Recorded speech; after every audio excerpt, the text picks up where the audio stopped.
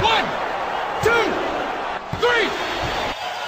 Hello and welcome to Kayfabe is Dead podcast episode 13. Lucky number 13 we are on. I'm your host, the voice of the youth, Christian, and we're here. It's just me. It's literally just I.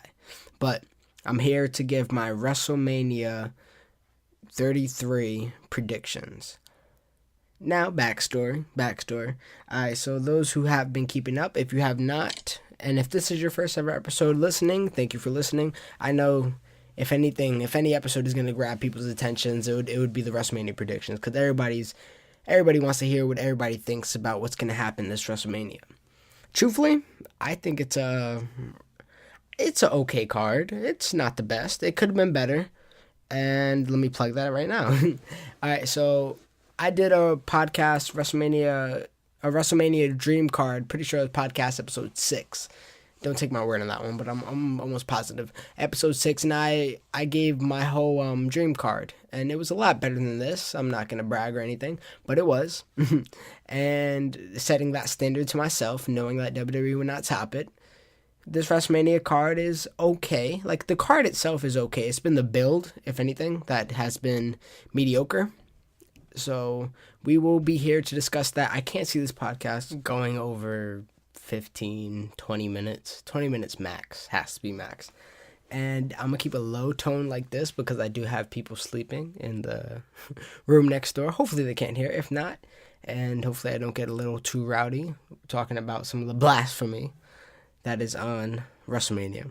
But nevertheless, if you guys can, check out episode 6 where I give my WrestleMania dream card. Really good episode. One of my most popular episodes. So show that as much love as you possibly can. Share it to your friends before WrestleMania actually hits. And see what WrestleMania could have been. Keyword could have. Now, before I even talk about the WrestleMania, I got to talk about 2 more things.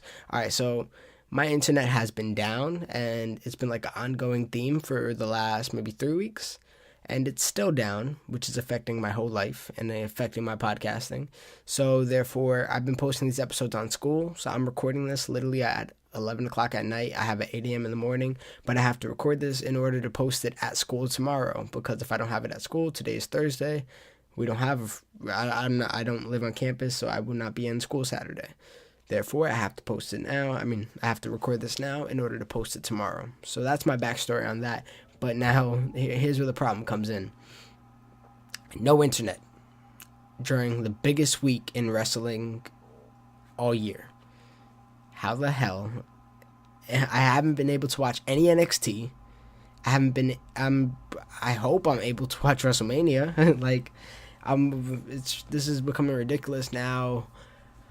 I'm most likely just gonna have to ask to go to my sister's house or something like that, or maybe I have no idea. I don't know what the hell I'm going to do. I might end up literally breaking into my sister's house and just using her Wi-Fi. I hope I don't have to end up watching it on my laptop, but if I do, I'm going to do whatever I have to do to watch this Mania, watch this TakeOver, and I'm not going to give my TakeOver predictions because I feel like every TakeOver is run by the mills. We all know what's going to happen. And in this case, and also I haven't been watching NXT like that just because of my internet being down. The last episode I saw was the triple threat match with the women. I think it was Peyton Royce, Ember Moon, and the other girl, the Liv Morgan. I don't know why she was getting that push so early, but Liv Morgan, and I'm pretty sure Ember. I really haven't even been keeping in contact. But for just to run through that quick, I said I'm not going to give my predictions, but I might as well say what I say. I think Sanity's going to win. Actually, that match is up in the air because I haven't been watching the build. But if I had to predict, I'll probably say Sanity just got the win last time with Ty Dillinger. I'll say they give it to the Faces. That's probably going to be the one to open up the show too. I don't know. Sanity needs to look strong. I don't know. Whatever. Up in the air for that one. I would say overall Faces. Now, I don't know the whole match order specifically, but Andrade versus Aleister Black, which was Tommy End, who I actually seen in person. I seen him live, and he's a real dope. He looks amazing. So he got a nice look to him. I got obviously Aleister Black winning. So let's hope he pulls that one through. You can't have him. These people never lose their debut match. Next up, we have, at least in my head, we have the tag team match, the triple threat tag team match. Revival versus DIY versus Authors of Pain. I say you got to give this win to Authors of Pain, and I'm pretty sure it's an elimination match, so I would give that win to Authors of Pain. We need Revival to move up. I could see DIY somehow getting in the mix of and getting that title, being 2-time champions. Maybe that could happen. I wouldn't mind seeing that either, so that's up in the air, but I do give it to Authors of Pain. Now we got Asuka versus Ember Moon, and I think it might be Ember's time to win. And well, you know how this works. Asuka's been undefeated. What I would do is I don't know. I don't think I could have Ember Moon lose. Ember Moon been undefeated as well. I want to see one of these champions, though, who are champions, move up to the brand. Let's say they get called up, like, you know, they get actually drafted and they still haven't lost. That would be amazing. I hate seeing these, well, let's talk about it. I got Ember Moon winning that match. I hate seeing, like, this Shinsuke Nakamura versus Bobby Roode. I thought the first match was good. I thought it was pretty solid. But overall, if we're talking, like, it kind of diminishes their credibility. Because we're going to have Nakamura lose 2 times and then expect him to win every match on the main roster. Like, it hurts.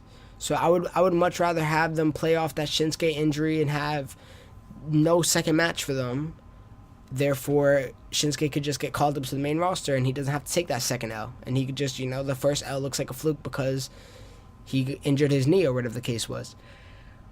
Now, I'm sorry if I yawn. It's late as hell. I've been up since this morning trying to study for an exam. But I did do good on my exam, so congratulate me. Thank you. But I have Bobby Roode winning. Ain't no way Shinsuke is going to be a 3-time champion. I don't think it's going to happen. Bobby Roode for sure is going to take the belt. Well, keep the belt. I'm sorry. Now, I do want to watch the Hall of Fame ceremony this year, just because this class is stacked. I never watched one before, and this one kind of interests me because I'm a big Kurt Angle fan, and as much as I would rather Stone Cold be the person to introduce him, I'll have to settle for John Cena, and I like John Cena as a person. I like John Cena as, I guess you could say, a talker, or I don't know. You know, he's good with all that, so I don't mind him there either. But I'm gonna try to see the Hall of Fame. This whole week is gonna be dreadful. I took off work, everything, and has not gone the way I wanted to be planned. And it looks like the next time we'll have internet is April 28th. And if that doesn't sound like the longest drag ever, I don't know what is. Nevertheless, WrestleMania prediction time. And if you guys are wondering why am I not talking about Raw, SmackDown like I usually do, because I turned off Raw and SmackDown. At least my brain did. I don't remember what happened. I didn't write notes because I think I was coming. I worked both days, so I came late, and then I was up there. Like I kept refreshing my Twitter tab. I follow Wrestling Inc. for my updates. Shout out to Wrestling Inc. I'm always going to give credit where it's due. But I was following Wrestling Inc. for my updates, and nothing was grabbing me. So I had with no internet either, I couldn't go back and watch the shows, neither of them. And I just saw, excuse me, I just saw that ending halves to both shows, and I wasn't really intrigued by either. The Harper and Wyatt match should not have been happening. I think that should be a main event segment. You could have Harper go for the title, then lose in the next months. I think he should be in the main event scene, competing for that title. I think I'll give that away later. I'm sorry that I start these opinions and then I finish them later. You know what? I'm gonna just say it. I think Wyatt should win at Mania, and I think Orton should go away for a little bit. He should take a much needed break. And then Harper should just be in the main event scene competing for the title, because have AJ Styles maybe build up that mid-card credibility, just maybe get a mid-card title, which I wouldn't want to see. I think Baron Corbin should have that too, as I'm spoiling away my predictions, or at least what I want. And I think Harper should be competing in that main event spot for a little bit, build his credibility up. He could lose those matches, but still, if he gets closer, he's also going to be a face now, so faces could lose a little more matches, you know what I mean? Harper's still, I love his black attire. I think it's a great look. He looks separated from the Wyatt family. I think it might work for him. Nevertheless, SmackDown was a dub. The Miz and Maurice segment, oh my god, that Total Bellas bullshit was amazing. That's the best thing I've seen in months, I almost feel like. What else happened? Raw. Oh, that ending segment with Brock Lesnar and Goldberg was terrible. The segment with Undertaker and Roman Reigns was terrible. I don't remember what else happened, so I couldn't tell you the rest. So yeah, that's why I'm not reviewing Raw and I'm not reviewing SmackDown. I did watch Talking Smack, just because Talking Smack is always a must watch for me.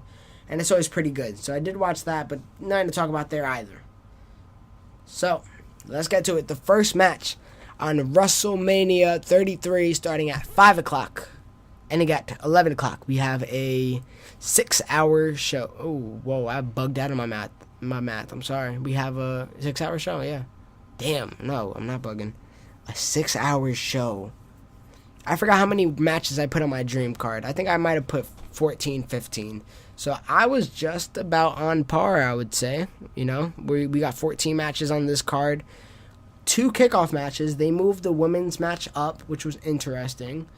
So, let's go. Let's get right into it. From Orlando, Florida, the big WrestleMania weekend, it starts off that Sunday, April 2nd, with a match that should not be on the kickoff show. Neville versus Austin Aries for the Cruiserweight Championship. One of the better not build up, but one of the more exciting matches for me. I can't wait for this match, and I think they're going to steal the show. And if it's the first match, it's the first match. And I just hope they get the proper time. And if they don't, that's ridiculous because they're on a 2-hour kickoff show. Is it 2 hours this year? What time does... Hold on, let me see. Because I know the article I'm in right now. I think I'm doing this from WWE's website, too. Time does it start? Yeah, the kickoff show starts at 5, and then WrestleMania starts at 7, so surprised they didn't give it like a 5-hour runtime or some crazy shit like that. So yeah, kickoff show starts at 5, and well, my first pick of the night is gonna be Neville. I think it's what they're going to do. I think it's the right thing to do. Neville is great. Now, would this kind of hurt Austin Aries? Maybe, to be honest. It's hard. Because Neville is just really getting a chance to shine in this Cruiserweight division. Like, he's making the whole division shine as a whole. And I think he should hold on to that belt for damn near forever. Until he's ready to move up and take a mid-card title and hopefully eventually get a world title. Because I think he got that world title capability. Now, Austin Aries, I don't see that world title capability in him. I see a mid-card title at best. And I hope these people do eventually move up to mid-carders with fighting for the U.S. title, for the Intercontinental title, and all those other titles. Now, I have Neville. I think it's the smartest choice. Just because Neville is great right now. He was one of the hottest things out. When I did my power rankings of superstars, he was number 1. The best thing on Raw right now. Best thing part of the Cruiserweights right now. Neville. Have him win the match. That's my thoughts on that. Next up, we have the 4th annual Andre the Giant Memorial Battle Royal. The match that has not mattered since its debut back 4 years ago in 2000 and... What was 4 years ago? 2013 when... Who won it the first time? Cesaro. Then... Cesaro? Somebody... Big... Oh, no. Just Cesaro, Big Show, and Corbin. When did Big Show even win? I just know he won. Anyways. Nevertheless. Yeah, he won. He won WrestleMania 31. Big Show won WrestleMania 31 for sure. Now, who I got winning this one? Big Show is in it. Sami Zayn's in it. Braun Strowman, Apollo Crews, Mojo Rawley, many others, of course. I have to have... It's interesting because I was going to do what I would do in every match and then what I think what WWE is going to do. And truthfully, I think they're going to do for almost every match what I want to happen. So you know what? That works out pretty cool, you know, as a fan and as a booker, as a fantasy booker of all of this, I don't mind that. I'm already at 15 minutes. I did not expect it to go this long. You know what? We're going to do a 30-minute podcast then. Whatever. Still not that long. But I think what they're going to do is have Sami Zayn and Braun Strowman be last, play up that whole, old rivalry. And it's long-term booking as well. Sami Zayn eventually gets eliminated by Braun Strowman. And I think that's what's going to happen here. I think that's what's going to happen. I want that to happen, and I think that is also going to happen. So when you want something and it actually happens, that's two different stories. but it'll feel good. And I think that's the right way to do it. If Braun Strowman does not win this and he somehow gets eliminated, I do not know how I feel about it. I'll definitely have to see that in person because in my head that does not sound good. Next, and I'm going through WWE, and maybe this is how they're going to do the show, in order. But they have the Raw Tag Team Championship Triple Threat Ladder Match first on the card. The ladder match does add more excitement to this match because I did not care for it before, and now I do. And now with all these like subliminal messages about the Hardys, which is basically to the point where they're coming back. It's just a matter of when. It's kind of interesting. It's kind of a little too interesting. You know what I mean? They always have a traditional ladder match at Mania, and they didn't have one this year. Maybe they just thought, maybe I'm looking too deep, and they just, they just threw it in there to be a part. To be a part of tradition. You know what I mean? But I think there is more rhyme and reason behind this than what we may see. I think the Hardys may have something to do with it. I don't think they're gonna debut or anything like that, but maybe the next night on Monday Night Raw, which I'm, to be honest, more excited for than Mania. Oh, hold up. Before I do anything, guys, I'm going to do this while I'm on air. Do I work any of those days? I'm pretty sure I do, and I'm going to want to kill myself. I work Monday, 1 to 8. I'm going to miss the first segment of Raw. Yo, guys, I'm going to ask to leave early. I promise. Oh, wait, hold on. I'm lying to you. I work Tuesday, 3 to 10, so I'm missing all of SmackDown. That hurts. That hurts my soul. I don't know what I'm going to do. I'm going to have to rewatch the show, of course, but damn, that hurts. And I work Wednesday 3 to 10, so I can't even do the podcast that day. We're going to try to make this work, guys. I promise you. Nevertheless, who I got winning this triple threat ladder match? Now, I just... It got to be Enzo Amore and Big Cass. Like that's what I was going for before the ladder match was thrown in there. The fact that it's a ladder match kind of throws me off now. I feel like the obvious answer is Enzo and Big Cass, and that's what everybody is picking. So I'm going to say Luke Gallows and Carl Anderson. I say save that Enzo Amore and Big Cass moment for SummerSlam. If it's gonna be done, I want it done proper, and it has not been done proper. I say have Luke Gallows and Carl Anderson win. Whatever. That's what I'm going with. SmackDown Women's Tag Team. SmackDown Women's Championship match, where Alexa Bliss defending her title against all female SmackDown Live divas or superstars or women or whatever. Who do I have winning? Breezy Bella.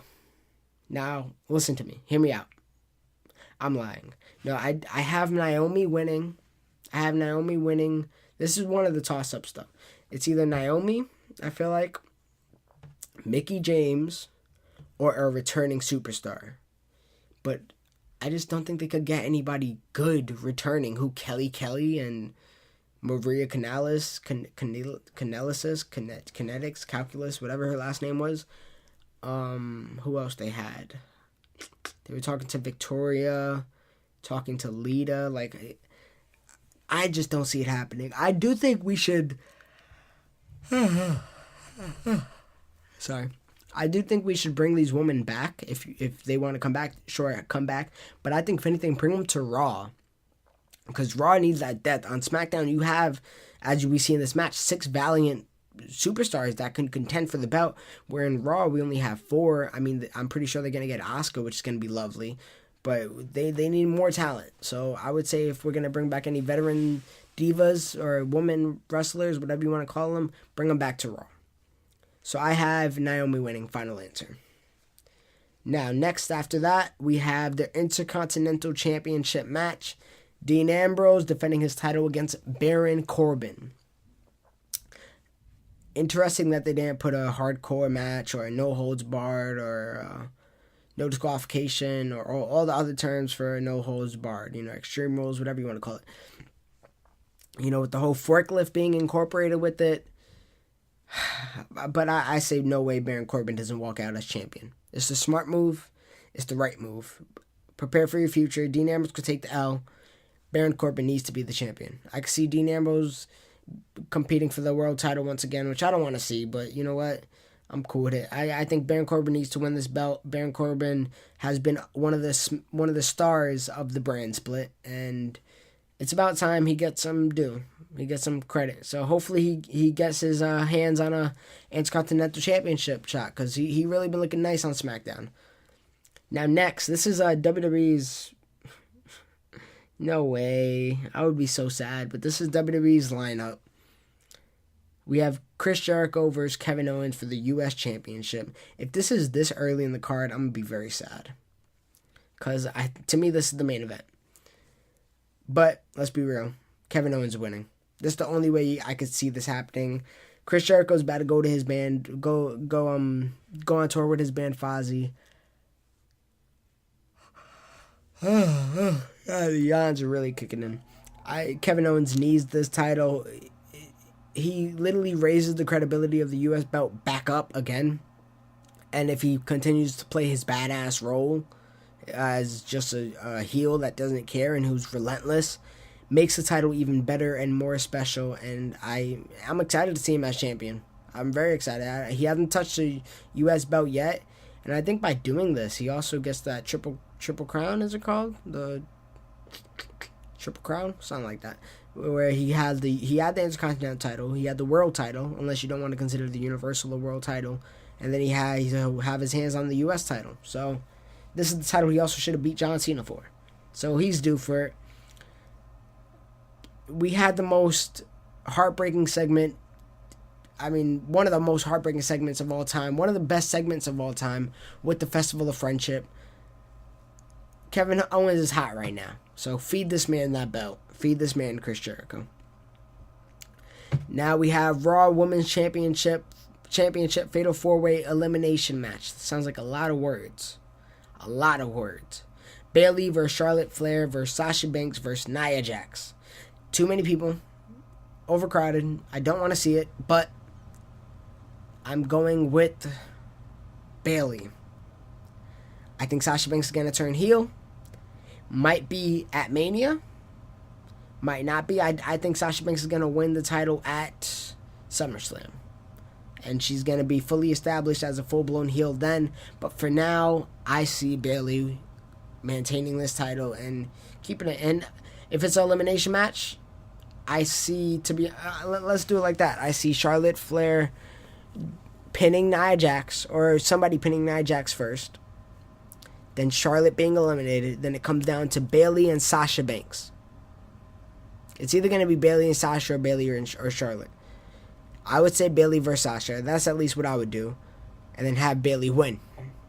And then eventually builds up to the split that is due to come. You know it's coming. I think it's going to be a little too predictable at Mania. Save it for an intense-ass episode of Raw, even if it's the next night. Make that next night of Raw even better. So, I got Bayley winning. Now, SmackDown Live Commissioner versus the Phenomenal One. We got Shane McMahon versus AJ Styles. AJ Styles better get this goddamn win. I don't see any other possibilities. I don't see any other solutions. AJ Styles or we riot. Because Shane McMahon is not a wrestler. It's not a no-holds-barred match. It's not a Falls Count Anywhere match. It's not a ladders match, Hell in a Cell match, Steel Cage match, title on a contract on a pole match. It's not a lumberjack match. It's nothing. It is AJ Styles versus Shane McMahon in a one-on-one. This match is scheduled for one fall and regular ass match. AJ Styles, please win. Please win. But let me call it out right now. I thought it was going to have weapons. And originally I said this was going to be match of the night. Match of the night now to me, unless I already said it, which, I think the only match that's competing with this one is Roman Reigns versus Undertaker, but Undertaker's health is really concerning me. So I don't think I could go with that one. Therefore, I'm going to say match of the night is Chris Jericho versus Kevin Owens. Hopefully I'm right. I wouldn't mind this being match of the night, though, with AJ Styles and Shane McMahon. But without weapons, I can't see Shane McMahon really getting there. And this is interesting because, WrestleMania usually has one of everything.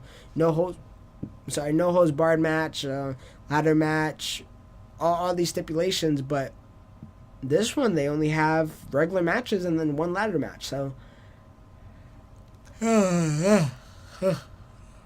sorry.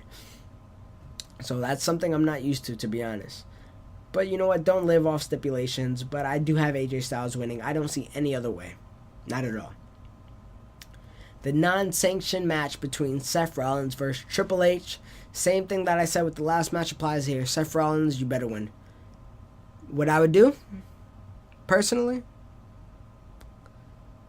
I wish Samoa Joe and Kevin Owens wasn't like Triple H's lapdogs right now, because I would have Finn Balor interfere in this match and screw over Seth Rollins. Have Triple H get the win. And have Seth Rollins and Finn Balor go into a storyline, go into a match, go into a feud. Because the history behind them, Seth Rollins technically injured Finn Balor. They both have similar pathways, you know. They both lost their championship due to injuries. They both came from Triple H's wing. I could see a storyline saying, Finn Balor saying, we're the same people. We're the same exact people. We have the same story. Differences, I don't know, maybe he could say, like, I lived up to my potential, or Triple H never turned his back on me, or, you know what I mean? I would say have Finn Balor turn on him and eventually lead to the club, the real club being formed. The club involving Finn Balor and Gallows and Anderson. And hopefully AJ Styles down the future, if not feud with AJ Styles, which I'm telling you, the yawns are coming in. That's what I put on my WrestleMania dream card. AJ Styles versus Finn Balor, with Finn Balor turning heel, AJ Styles turning face, a double turn to be ensued. But I don't think that's happening. I got Seth Rollins winning. The Power Couples collide with John Cena and Nikki Bella versus The Miz and Maurice. I want The Miz and Maurice to win. It's not going to happen. John Cena and Nikki Bella are going to take this W. And we know it's going to happen. John Cena is going to propose to Nikki Bella. Props to WWE because it is due. This is one of the most anticipated matches for me, and it really shouldn't, because I know the match is going to be probably shit. But due to the build, it had the best build, the Total Bella bullshit, the Miz TV segments, the John Cena promos, the Nikki Bella calling Maurice a bitch. Everything of this segment was great. Of this promo, fuck, what is it called? Not this feud. I don't want to say feud. There's another thing. Whatever. Everything of this feud was great. Everything of this building of story was great. Oh, God, I feel like half of this podcast is me yawning. I'm sorry. I'm really trying to get this out for you guys, and I'd rather me deliver a solid podcast with me yawning than not a podcast at all and leave you guys hanging, truthfully. So it literally is 11:20, and I got to be up in a few hours, but it's okay. I commute too, so it's got to get up at like 6 o'clock. Next up we have, so I do have John Cena and Nikki Bella winning, and if I could predict that he's going to propose, I'll do that too. The Undertaker versus Roman Reigns, the Phenom versus the Big Dog. I think this has to go Roman Reigns, and I think Roman Reigns should turn heel, but he won't. I don't think he's turning heel at all, but he's going to win. And he's going to be heel in all of our eyes. Just not to WWE, because he's their main man. He's the big dog. But he's winning. We got to face it. If The Undertaker wins, I'll be very surprised. If he doesn't retire, I'll be very surprised, because he's looking bad. And at this point, Undertaker, what is this? Like your 23rd WrestleMania at this point? I think you're 21-1 right now. Just retire, man. Hang it up. I know you don't want to go. But the clock's ticking, and you had your phenomenal run, and it's over. You know, I don't want to see no more pain in that guy. He needs to get all the surgeries to help him recover, and he needs to just be somewhere on the beach with Michelle McCool or whatever the dead man likes, because I don't think he's as dead as his character is. But yeah, I do have Roman Reigns winning, praying for a heel turn, hoping it happens, but all signs are pointing that it won't. So, hope for the best, expect the worst. Now we have what I think is going to be the main match. It's going to be the final match of the card. If it isn't, I'll be stoked. But it's the Universal Championship match. Goldberg versus Brock Lesnar. I've been saying this since after the Royal Rumble. Brock Lesnar is winning. I would do it in under 3 minutes, but maybe he'll go 5-8 minutes with him. Nothing longer than 10 minutes. You're asking for disaster if you do that. Brock Lesnar is winning in dominant fashion. I'm not even going to talk more about it. Now we got the main, well, not the main match, but what WWE has as the last match of the card, which I don't think they'll do. Randy Orton versus Bray Wyatt.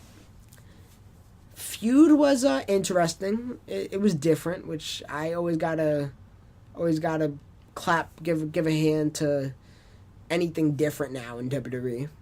And it was different, and I liked the direction for some of it. I didn't like the direction for the other half, the other some. I do like Sister Abigail being free. I do like the whole campy Randy Orton burning the house or whatever it was called. I forgot. What was it called?